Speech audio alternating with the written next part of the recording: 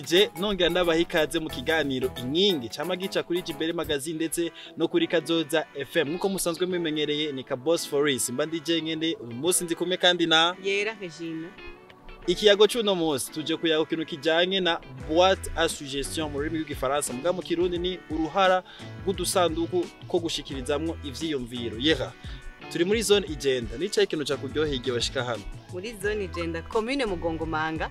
Ikintu canjyoye nabonye hari ikirere ni ciza nta kavura kabisa harakamyene kaka n'abantu baho batwakiriye badushuye gose cyane gose.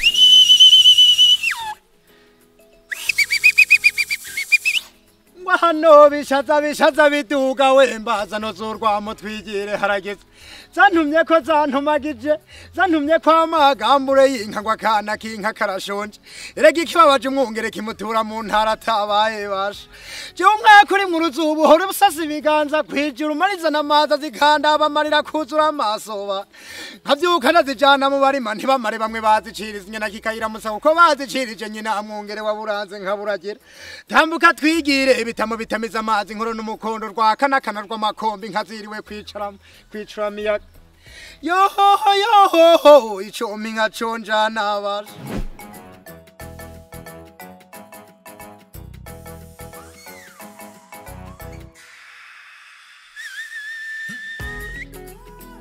impinduka ni nyinshi impinduka iraba kuri wa muntu yashikiriza ico ciyumviro hakaba impinduka mu kibano ndetse kwikomine canke mu gihugu cyose kuko hari usanga ari ikintu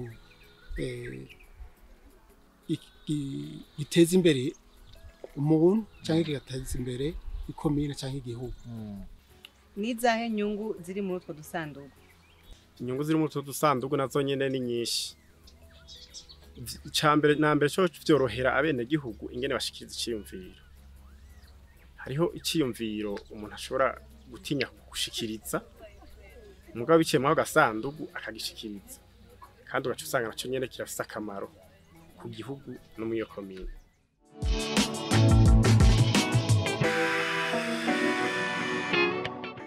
N'ikibazo ca mbere twifuza kumenya canke abako baradukurikira bifuza kumenya mwotubwira isiguro y'udusandugu ko gushikizamwo ivyiyumviro. Yego cyane udusandugu two gushikirizamwo ivyiyumviro turafasha nk'abajejwe intwaro canke ayandi maserivisi kumenya utuntu twinshi botinya gushikiriza abantu bose bumva ubwa umuntu bigafasha nk'abajeje intwaro kugira baduhinyanye badutorere umuti. Madame Diatrice, nkamwebwe udusandugu two gushikizamwo ivyiyumviro nibaza ko twa dufise akamaro kahe?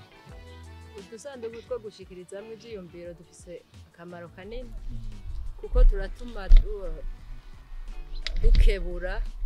Urashobora kubona amakosa ku muntu mugabo kubera ari nk'umuntu ari hejuru akuruta afise igihagararo mu vyajejwe urashobora gutinya ko bawo mubwira nimba ari amakosa canke wo muhanura ariko watasijeso kigufasha ko ubitanga mwibanga hanyuma abo vyega bagaheza bakabiraba bakamenya naho inzira bazobicishamo kugira bashikire bo biraba nawe nyene.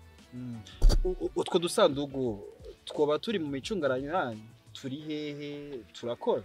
Yego cyane turakora nkaho duherereye hariho boîte à suggestion ziri kuri bureau communal ku bitaro entreprise ya Otebe ihingura icayi kuri poste aho abantu bashobora kuja kurondera amahera hose hari ama boîte à suggestion nico gituma uca usanga ivyiyumviro byoroha gushikiriza umuntu atiri waravugira hejuru. Muri asenye natwombona muri ico kibanza mutubwiye ko tubuzemwo haburi kugira dushobore kuboneka ngira abajejwe abarongoye indero ngira ntibarabona ko bikenewe cyane kumbure ngira nta nibibazo byotuma bashiraho ayo maboîte à suggestion. Ivyiyumviro hanini abantu bakunda gushikiriza muri utwo dusandugu biba ivyiyumviro bimeze gute bidushikirizwa abandi hanini babishikiriza abarongoye abandi umva nko ku mw'ikomine musitani ni waheza kugura ku gasandugu gaheza agasoma ayo makete baba bashikirije kugira arabe ivyumviro baba intererano batereye kugira ibintu bigende neza.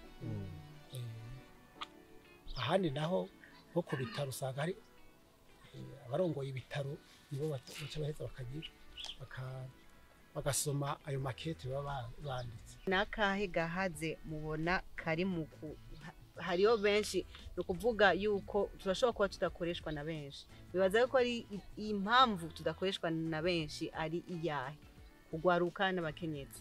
Je nibaza impamvu yuko budakoreshwa na benshi ntibaza akamaro kabo. Niyo ugiye aho kuri biro kwikomine cyangwa ukagenda kwa muganga hariho benshi usanga bagendera aho hantu mugabo batazi kwa ubwo busandugu buhari. Rero nibaza ko ikibuze nukumenyekanisha utwo dusandugu ko tuhari, hanyuma abantu bagiye bakamenya ko ahantu hariho hose urashobora kugenda ukakirwa nabi cyangwa ukagira ahantu ukabura uwo wituruke baduti ninabwira urya nsanga ameze nk'urya nyene canke iki ntumenye ko hari ahantu ivyiyumviro bitangirwa.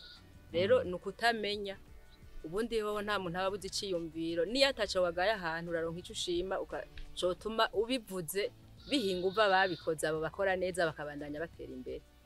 Zimwe mu ntambamyi zihari mwibaza yuko zituma abanyagihugu benshi badashikiriza iciyumviro canke ivyiyumviro mwibaza yuko zoba ari nk'izana.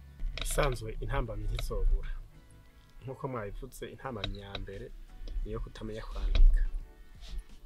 Intambamyi ya kabiri umuntu ashobora gutinya gushikiriza icyumviro. Dufate nkuko turi ngaha twese hamwe ati je no hava ngira nk'ikibazo mugabo nkakajya gasandugu ko kwandika ko karandika nta mukono ntidondora ngo yishireka amazina aca ashirayo.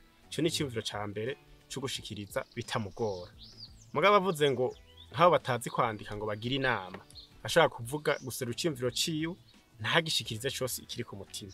Harimo bimwe ashobora gutinya.